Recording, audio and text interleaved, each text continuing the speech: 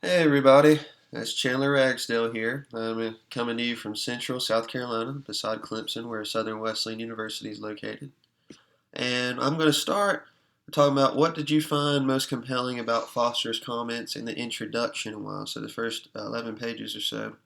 I really liked on page 6 where he talked about righteousness being a gift. And the reason I felt this way is because as I've became a Christian, sanctification, being a Wesleyan, that's something I'm just really, really focused on. And to know that that's a gift, and to know that there's nothing we can still do to earn that, it's really refreshing because sometimes, I'm just like, I gotta climb, I gotta, just climb this ladder. I gotta go, I gotta go. I want to grow, I want to grow. But it's just a gift from God, meaning that we can only grow as fast as God wants us to in our relationship with Him. Like God already knows what's going to happen to us in the end, and so there's nothing that we can do to kind of slow down that process or speed up that process if we're being faithful to Him.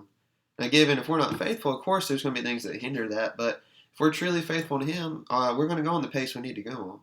And so, knowing that that's a gift and knowing that it's not something I have to like save up, spiritual dollars for and go buy at the heaven store or something like that, it's just something that is all a gift to us, and that God will complete in us in His timing. And it's really refreshing to me.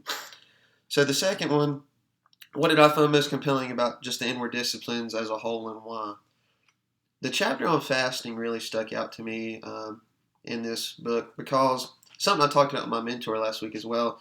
Fasting is something that's not prevalent in our society at all, especially in our Western civilization. And I know there are people that do it. You don't hear about it much, ironically, because we're called not to do that, to gloat about it, but at the same time, it's something that you just don't hear a lot about practice.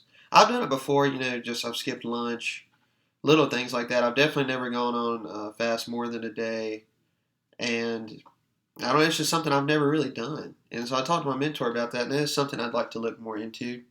And then lastly, was there anything troubling to me or something I had questions about?